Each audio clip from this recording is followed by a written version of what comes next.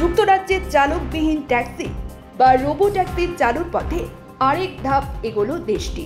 জনপ্রিয় ride sharing platform Uber জানিয়েছে, আইনগত কাঠামো প্রস্তুত হলে তারা যুক্তরাজ্যে চালকবিহীন ট্যাক্সি সেবা চালু করতে প্রস্তুত। তবে দেশটির বর্তমান সরকার বলছে, পুরোপুরি স্বয়ংক্রিয় গাড়ির অনুমোদন দিতে এখনো কিছুটা সময় লাগবে।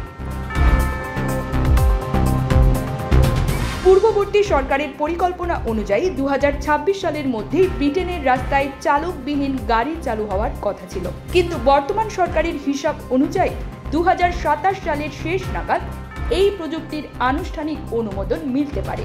তবে এরই মধ্যে ব্রিটেনের কিছু রাস্তায় সীমিতভাবে অটোনোমাস প্রযুক্তি ব্যবহারের অনুমতি রয়েছে।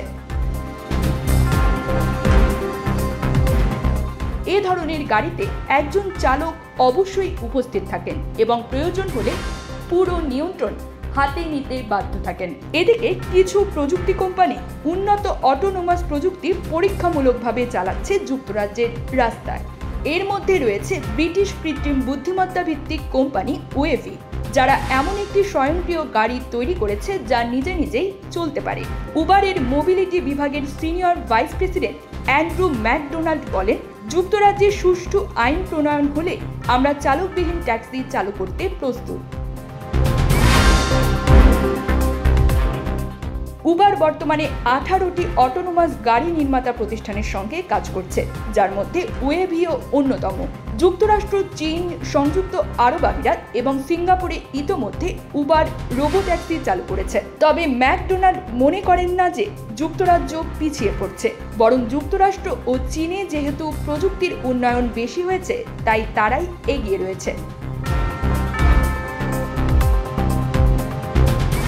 যুক্তরাজ্যের পরিবহন মন্ত্রণালয় জানিয়েছে, আমরা দ্রুত কাজ করছি এবং 2027 সালের দ্বিতীয়ার্ধে চালকবিহীন গাড়ির জন্য প্রয়োজনীয় আইন কার্যকর করব। সঙ্গে আরও জানানো হয়েছে, এই খাতকে সফলভাবে চালু করতে স্বল্পমেয়াদী পরীক্ষা ও পাইলট প্রকল্প বাস্তবায়নে বিভিন্ন বিকল্প বিবেচনায় রাখা হয়েছে।